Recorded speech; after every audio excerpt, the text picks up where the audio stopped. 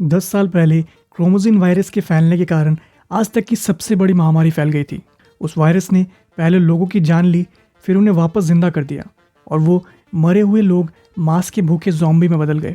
वो ज़ॉम्बीज अपने आसपास के जिंदा लोगों को भी इन्फेक्ट करने लगे, जिस कारण ज़ॉम्बी और जिंदा लोगों के बीच एक जंग छिड़ गई। ये जंग तब जाके रुकी जब गवर्नमेंट ने ज़ॉम्बीज से भरे एरियाज़ को बॉम्ब से उड़ा दिया, जिसे ब्रेनस्टोन प्रोटोकॉल कहा गया।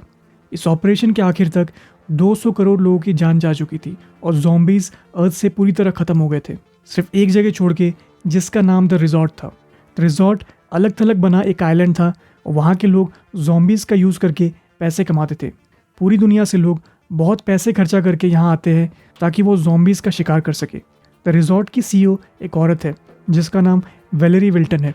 उसकी सभी तारीफ़ करते हैं क्योंकि वॉर के बाद उसी के इस आइडिया की वजह से वर्ल्ड की इकनॉमी पहले जैसी नॉर्मल हो रही थी। इसके अलावा वो होप फॉर यू नाम के एक ऑर्गेनाइजेशन को भी फंड कर रही थी जो इंटरनेशनल रिफ्यूजीज़ की हेल्प करता था। एक यंग कपल लुइस और मिलानी ज़ॉम्बीज़ को मार के थोड़ा मज़ा करने के लिए इस आइलैंड में आए हैं। मिलानी के फादर वॉर के दौरान एक ज़ॉम्बी में बदल गए थे, जिसके बारे में सोच के उसे आज भी रातों में ढंग से नींद नहीं आती है। इसी वजह से वो कुछ ज़ॉम्बीज़ का सामना करके बुरी मेमोरीज़ को भुलाना चाहती है। उन दोनों को बाकी गेस्ट के साथ एक लॉबी में रेस्ट करने के लिए बैठाया जाता है। बाकी गेस्ट में से 2 गेमर्स हैं जिनका नाम जैक और एल्फी है। सेडी नाम की एक लड़की है जिसका फियांसे उसके साथ आने वाला था पर नहीं आया, और एक शांत वेटरन है जिसका नाम आर्चर है। कुछ देर वेट करने के बाद उन्हें फाइनली पूरे दुनिया में फेमस रिजॉर्ट तक ले जाया जाता है। रात में गेस्ट अपना डिनर एंजॉय करते हैं और तभी वैलेरी एक स्पीच दे रही है और सभी गेस्ट का वेलकम कर रही है। ये जगह खासकर उन लोगों के लिए बनी हुई है जो ज़ॉम्बीज़ और इंसानों के बीच के वॉर को अपने दिमाग से नहीं निकाल पा रहे हैं। सेडी पार्टी से बाहर चली जाती है और आसपास की चीज़ों को देखने लगती है। फिर वो सर्वर रूम में चली जाती है और पूरे रिजॉर्ट के सर्वर को हैक करके कुछ डेटा निकालने की कोशिश करती है। आर्चर उसे रूम से बाहर निकलता देख लेता है पर वो इस बारे में ज़्यादा कुछ नहीं सोचता। अगले दिन सभी गेस्ट को गाड़ी में चढ़ाया जाता है। उनके साथ उनका गाइड टॉम भी है और वो लोग ज़ॉम्बीज़ का शिकार करने जा रहे हैं। गाड़ियों के बाहर जाते ही ऑफिशियल्स गेट बंद करने की कोशिश करते हैं पर तभी सिस्टम में कुछ प्रॉब्लम आने लगती है। टेक्नीशियन को लगता है कि ये कोई बड़ी प्रॉब्लम नहीं है और ये अपने आप ठीक हो जाएगी। ग्रुप को फिर हंटिंग स्पॉट तक लेके जाया जाता है जहाँ पे टॉम सबको रूल समझा रहा है। मिलानी दूर देखती है तो उसे बहुत से ज़ॉम्बीज़ घूमते हुए नजर आते हैं।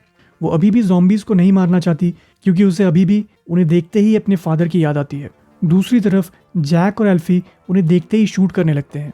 लुइस एक ज़ॉम्बी को मार के अपनी राइफल मिलानी की ओर बढ़ा देता है। वो एक फीमेल ज़ॉम्बी को मारने की कोशिश करती है पर उसमें ट्रिगर दबाने की हिम्मत नहीं है। वहीं पीछे खड़ा आर्चर सारे ज़ॉम्बीज़ को एक ही बार में ख़त्म कर रहा है। सभी उसके शूटिंग स्किल्स देख के बहुत ही इंप्रेस्ड है। इसके बाद ग्रुप को एक कैंपिंग साइट पे ले जाया जाता है जहाँ पे उन्हें रात भर रुकना है। वहीं रिजॉर्ट में सिक्योरिटी प्रॉब्लम को अभी तक कोई ठीक नहीं कर पाया है। वैलेरी इस बात से बहुत परेशान है, इसलिए वो हेड ऑफ सिक्योरिटी से जल्दी गड़बड़ ढूंढने के लिए कहती है। कुछ देर बाद ही उन्हें पता चलता है कि सिस्टम में किसी बाहर के इंसान ने लॉगिन किया था, जिस वजह से सिस्टम में एक वायरस आ गया है और इसी वजह से ये गड़बड़ी हो रही है। अगर उस कंप्यूटर वायरस को नहीं रोका गया तो बहुत ही जल्द ये रिजॉर्ट ज़ॉम्बीज़ से भर जाएगा जो सभी को ख़त्म कर देंगे और किसी जगह एक दूसरे ग्रुप पे ज़ॉम्बीज़ अटैक कर देते हैं। वो ज़ॉम्बी एक इंसान को पकड़ लेते हैं और बाकी लोग बाल बाल बच के निकल जाते हैं। इसके तुरंत बाद रिजॉर्ट पर भी ज़ॉम्बीज़ अटैक कर देते हैं। गेस्ट डर के मारे इधर उधर भागने लगते हैं। ये ज़ॉम्बीज़ रास्ते में आने वाले सभी को इन्फेक्ट किए जा रहे हैं। बहुत जल्द वो लोग कंट्रोल रूम में घुस जाते हैं और वहाँ पे काम करने वाले लोगों को भी ज़ॉम्बीज़ बनाने लगते हैं। वैलेरी ये मौत का तमाशा कंप्यूटर्स के पीछे छिप के देख रही है।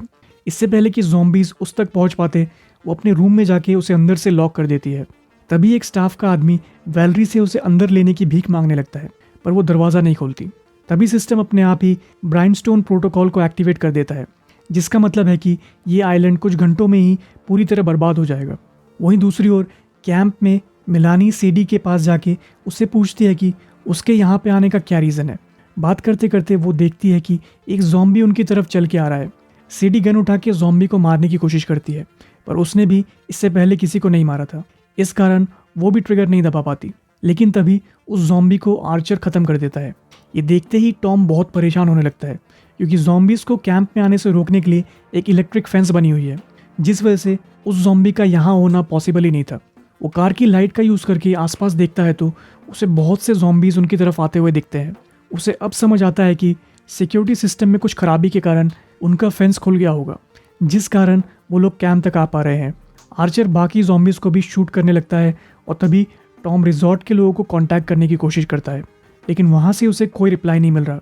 यहाँ तक कि उसकी गाड़ी भी स्टार्ट नहीं हो रही है। मलीना और सेडी एक टेंट में छिपे हुए हैं कि तभी एक ज़ॉम्बी मलीना पे अटैक कर देता है, पर सेडी उसे बचा लेती है और फिर वो दोनों कार की ओर दौड़ने लगते हैं। सभी लोग अपनी जान बचाने के लिए गाड़ी के छत पे चढ़ जाते हैं, पर जैसे ही एल्फी ऊपर चढ़ने की कोशिश करता है उसे एक ज़ॉम्बी काट लेता है। जैक अपने बेस्ट फ्रेंड को नीचे ज़ॉम्बीज़ के साथ पड़ा हुआ देखता है। किसी के मुंह से कोई आवाज़ नहीं निकल रही है और पूरा कैंप मरे हुए ज़ॉम्बी से भरा हुआ है। ग्रुप पूरी रात कार के छत पे रहने का ही डिसाइड करता है। सुबह होते ही टॉम सबको बताता है कि उनकी हेल्प करने के लिए कोई नहीं आने वाला है और कुछ घंटों में ही ब्राइनस्टोन प्रोटोकॉल शुरू हो जाएगा। उसके शुरू होते ही आइलैंड में चारों ओर धमाके होने लगेंगे ताकि सारे ज़ॉम्बीज़ ख़त्म हो जाए और इन्फेक्शन को आगे ना बढ़ा सके। उन सभी को आइलैंड से कहीं दूर जाना होगा इससे पहले कि धमाके स्टार्ट हो। रिजॉर्ट के स्टाफ को ऐसी कंडीशन में सबको लेके डॉक पे वेट करने के ऑर्डर्स हैं, पर क्योंकि उनकी कार काम नहीं कर रही वो लोग कभी भी टाइम पे वहाँ तक नहीं पहुँच पाएंगे। टॉम आइलैंड का मैप देख के ये पता लगा लेता है कि कम्युनिकेशन लाइन जहाँ से जा रही है वहाँ से डॉक तक पहुँचने का एक शॉर्टकट है। बिना टाइम वेस्ट किए ग्रुप कम्युनिकेशन रिले तक बढ़ने लगता है। ग्रुप को आर्चर लीड कर रहा है। थोड़ा भी खतरा महसूस होने पर वो ग्रुप को आगे बढ़ने से रोक देता है, पर लुइस को ये बात पसंद नहीं आ रही। वो आर्चर से कहता है कि तुम्हें किसने लीडर बना दिया।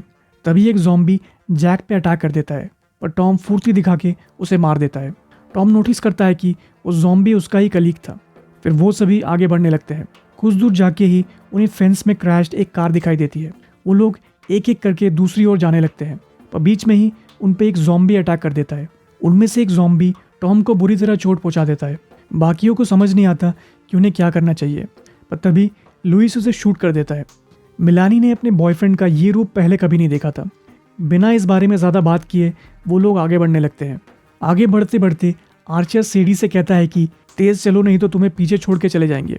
ये सुनते ही बाकी लोग उसे सेडी से बदतमीजी से बात करने से मना करते हैं, पर तभी आर्चर कल रात के बारे में सबको बता देता है जब उसने सेडी को कंट्रोल रूम से छिप के बाहर आते देखा था। ये सुनते ही सभी सेडी से सच जानना चाहते हैं।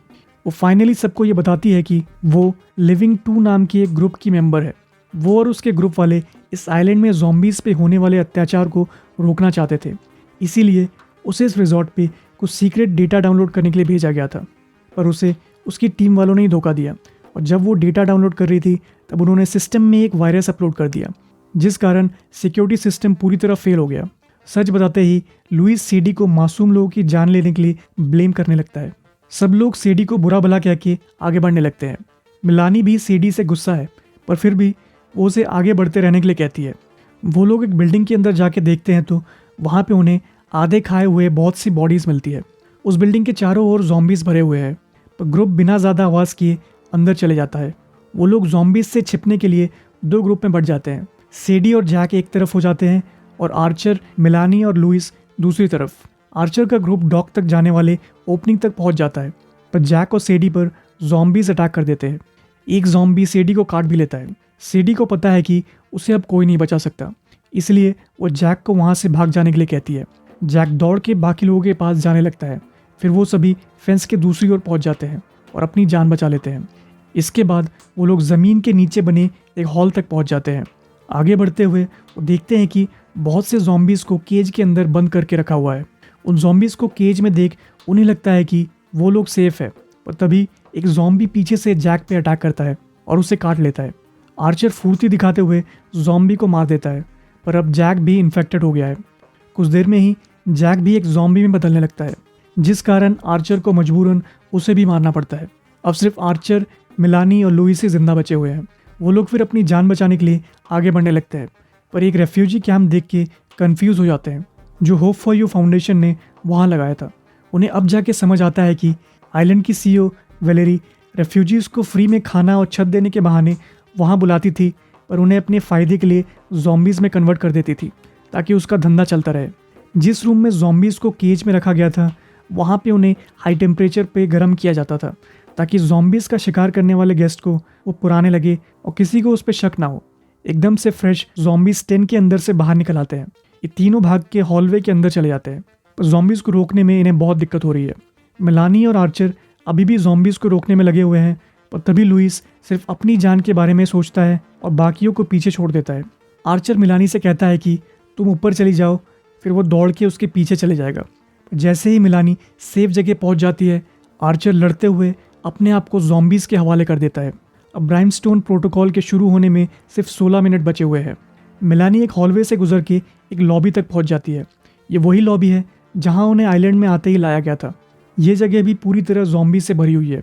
एकदम से लुइस उसके सामने आ जाता है और उसे अकेला छोड़ के भागने के लिए सॉरी कहने लगता है। मिलानी उसके हाथ में एक काटने का निशान देखती है और उसके तरफ अपनी गन पॉइंट कर देती है, पर उसे मारने की जगह वो अपनी गन लुइस को दे देती है। लुइस को बहुत अच्छी तरह पता है कि अब उसे बचाया नहीं जा सकता, इसलिए वो उस गन से अपने आप को ख़त्म कर देता है। उसके ऐसा करते ही कुछ ज़ॉम्बीज़ पीछे से मिलानी की ओर बढ़ने लगते हैं, लेकिन तभी सीईओ वेलेरी उसे अपने रूम में खींच लेती है। वो मिलानी से कहती है कि वो लोग इस जगह से सिर्फ इमरजेंसी एग्जिट से ही बाहर निकल सकते हैं, लेकिन मिलानी उसकी बात मानने से मना कर देती है और उसे एक खूनी कहने लगती है। मिलानी को अपने अगेंस्ट देख वेलेरी उसे भी मारने की कोशिश करती है, पर तभी ज़ॉम्बीज़ दरवाज़ा तोड़ के अंदर आ जाते हैं और वेलेरी को ख़त्म कर देते हैं और मिलानी बच के वहाँ से निकल जाती है। तभी ब्राइमस्टोन प्रोटोकॉल स्टार्ट हो जाता है और आइलैंड में चारों ओर धमाके होने लगते हैं। मिलानी धमाकों से बचने की कोशिश करती है और समंदर में जाके कूद जाती है। पूरे आइलैंड में बुरी तरह आग लग जाती है और हेलीकॉप्टर्स लोगों को बचाने के लिए उसके आसपास मंडराने लगते हैं। इस घटना के 3 हफ्तों बाद आर्चर को एक बार में बैठे दिखाया जाता है। वो बड़े ही जादुई तरीके से आइलैंड से बच निकल आया था और अभी मेलेनी को टीवी पे देख रहा है। वो सबसे कह रही है कि अब डरने की कोई ज़रूरत नहीं, क्योंकि सारे ज़ॉम्बीज़ अब ख़त्म हो चुके हैं।